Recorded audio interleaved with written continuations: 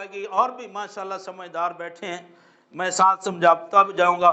انہوں نے کہا الحمدللہ معز الاسلام بنصرہ، ہم اس اللہ کی تعریف کرتے ہیں جس نے اپنی خاص مدد سے ہمیں فتح عطا فرمائی ہے، مذل الشرک بقہرہ، اور دشمن پر ہمارے ذریعے اپنا قہر کی بجلیاں گرا کر شرک کو ختم کر دیا ہے۔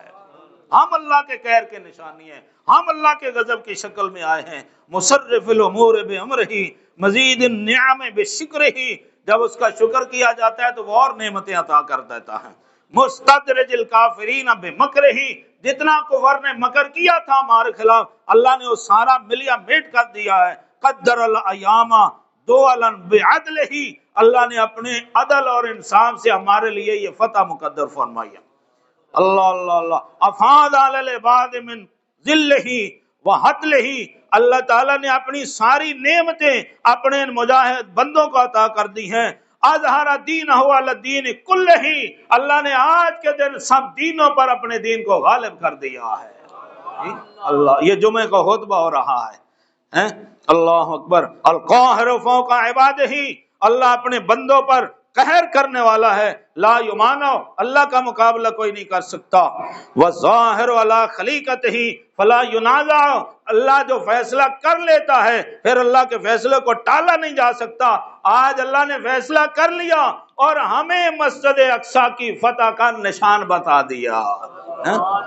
الامر بما شاء فلا یراجع والحاکم بما یرید فلا یدافع، احمدہ علی اظہار واظفارہ وعزازہ لأولیائہ ونصرت انصارہ ومطہر بیت المقدس من ادناس الشرک واوزارہ۔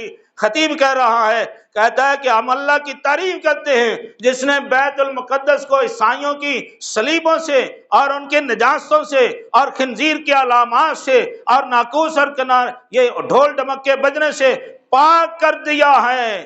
اور آج اشہد ان لا الہ الا اللہ وحدہ لا شریک لہ الاحد الصمد لم یلد ولم یولد ولم یکن لہ کفوا احد وارضا بہ ربہ، اشہد ان محمدا عبدہ ورسولہ رافع الشکر داحد الشرک رافض الافک الذی یسری بہ من المسجد الحرام الی ھذا المسجد الاقصی۔ ابن زکی کہہ رہا ہے ہم اس اللہ کا شکر کرتے ہیں جس نے ہمارے نبی کو مسجد حرام مکہ سے چلائے، یہاں اس وقت جہاں میں خطبہ دے رہا ہوں اس مسجد اقصی تک اپنے نبی کو لایا۔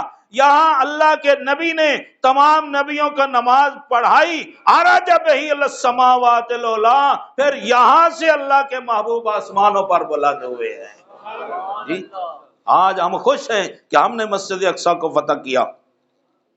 اور پھر کہتا ہے میں سلام بھیجتا ہوں علی خلیفۃ الصدیق سابق الی الایمان، صدیق اکبر رضی اللہ تعالیٰ عنہ پر جو سب سے پہلے ایمان لانے والے، وعلی امیر المومنین عمر بن الخطاب اول من رفع ھذا البیت شعار الصلبان، کہتا ہے امیر المومنین فاروق اعظم پر میں اللہ کی طرف سے سلام بھیجتا ہوں۔ عمر فاروق وہ پہلے اللہ کے بندے ہیں جنہوں نے بیت المقدس کو فتح کیا تھا۔ آج عمر کی سنت ہم نے ادا کی ہے، ہم نے بھی فاروق اعظم کی سنت پر بیت المقدس فتح کر لیا۔ یہ خطبہ ہے مسجد اقصی کا فتح کے بعد۔ اللہ اکبر، یہ 4 شعبان ہے، 583 ہجری ہے، 4 شعبان ہے، دوسرا جمعہ ہے، یہ خطبہ دیا جا رہا ہے۔ کہتا ہے عثمان ابن عفان ذی النورین جامع القرآن علی امیر المومنین علی ابن ابی طالب مزلزل الشرک مکسر لنا اصنام، میں علی پر سلام بھیجتا ہوں جس نے شرک کی جڑوں کو ہلا کر رکھ دیا اور سارے زمانے سے بتوں کو توڑ کر اللہ کی توحید کا نور عام کر دیا ہے۔ اللہ اللہ اللہ اللہ سبحان اللہ۔ یہ بڑا طویل خطبہ ہے، بہت طویل۔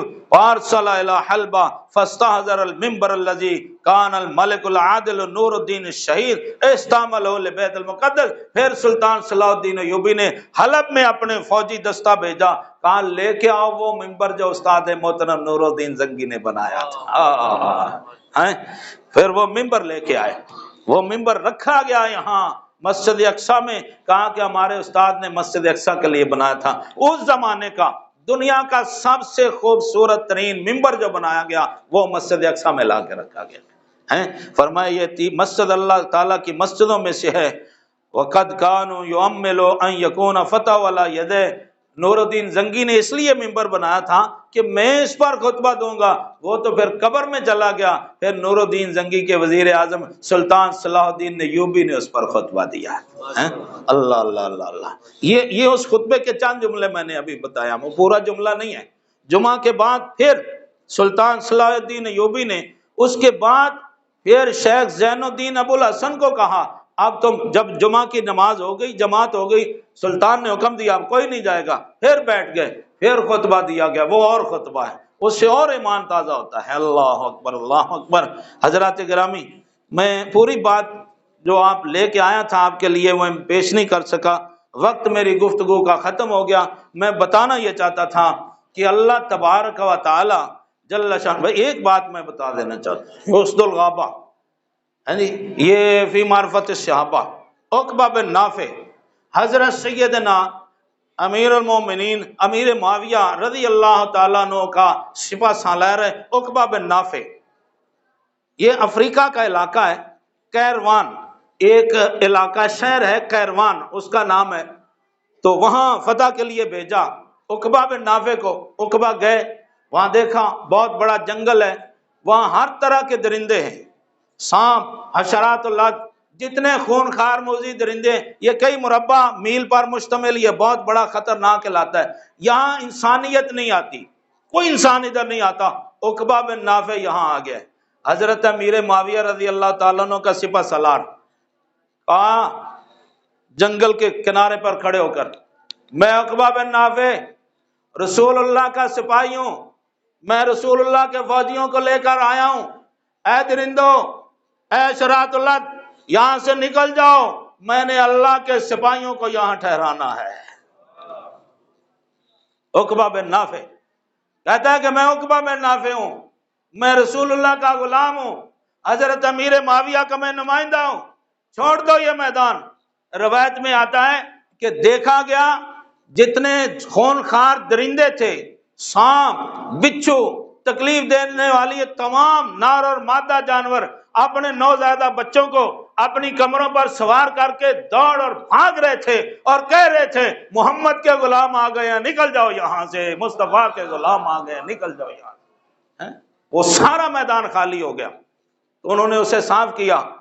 اب پانی کا مسئلہ تھا، آخری بات بتاتا ہوں، جب اللہ کے راستے پر نکلتے ہیں والذین جاہدوا فینا لنہدینہم سبلنا، جب اللہ کے شیر اللہ کے راستے پر نکل آتے ہیں تو پھر حالات کو نہیں دیکھا جاتا۔ آج یہی رونا ہے نا کہ حالات سازگار نہیں ہیں، حالات سازگار نہیں ہیں، تو عقبہ کے لیے کہاں حالات سازگار تھے، سلطان صلاح الدین ایوبی کے لیے کہاں حالات سازگار تھے، اسلام کے ہم ہمیشہ ہی مخالف رہے ہیں۔ بھائی اے مومن، تو نے حالات کو اپنی گرفت میں لینا ہوتا ہے۔ عقبہ نے کہا، ساتھیوں نے کہا جی یہاں پانی نہیں ہے، اتنا بڑا لشکر کیا کریں؟ عقبہ گھوڑے کے اوپر سوار ہوئے، چند قدم گھوڑا چلا، گھوڑا رک گیا، گھوڑے نے پاؤں سے زمین کریدی، عقبہ نیچے آئے، اپنے ساتھیوں کہا یہاں سے مٹی اٹھاؤ، مٹی اٹھائی گئی کدالوں کے ذریعے سے، نیچے سے ایک پتھر نکلا، کہا یہ پتھر ہٹاؤ، پتھر ہٹایا گیا تو نیچے سے ٹھنڈا میٹھا چشمہ جاری ہو گیا۔ اللہ اللہ اللہ اللہ، چونکہ گھوڑے نے وہ نکالا تھا تو گھوڑے کو عربی میں فرس کہتے ہیں، اس کا نام پڑ گیا ماؤل فرس، ماؤل فرس، گھوڑے کا دریافت کیا ہوا پانی۔ میں کہتا ہوں کہ عقبہ بن نافع یہ تو ایک اللہ کا سپاہی ہے، حضرت سیدنا امیر معاویہ رضی اللہ تعالیٰ عنہ کی فوجوں کا سپہ سالار ہے۔ بھائی دیکھا یہ نہیں جاتا یہ کون ہے، وہ صحابی بھی نہیں ہے، حضور علیہ السلام کے زمانے میں پیدا ہوئے عقبہ، لیکن ابھی دودھ پیتے بچے تھے کہ حضور کا وصال ہو گیا، پیدائش ہوئی تھی حضور کے زمانے میں لیکن ابھی ہوش نہیں سنبھالا، چند مہینوں کے تھے عقبہ کہ حضور کا وصال ہوگا، صرف ہوا لگی تھی مصطفیٰ کے زمانے کی عقبہ کو، ہائے ہائے ہائے، صرف ہوا لگی تھی مدینے کی، عقبہ کو مصطفیٰ کے زمانے کی ٹھنڈی ہوا لگی تھی۔ یار جانور سمجھ گئے، پرندے درندے سمجھ گئے، 5 منٹ میں انہوں نے میدان خالی کر دیا، اپنی بولی میں وہ بول رہے تھے جن کو عقبہ سمجھ رہے تھے، سبحان اللہ، عقبہ سمجھ رہے تھے کہ یہ کیا، وہ کہہ رہے ہیں اللہ کے نبی کے غلام آ گئے، عقبہ آ گیا، چھوڑ دو میدان۔ بھائی میں کہتا ہوں اگر عقبہ کے لیے میدان صاف ہو سکتا ہے تو اے مسلمان حکمرانوں تم بھی آج چلے جاؤ، کشمیر میں آ جاؤ، فلسطین میں آ جاؤ، تمہارے لیے بھی تمہارا رب میدان صاف کر دے گا انشاءاللہ العزیز۔ پاکستان کا مطلب کیا؟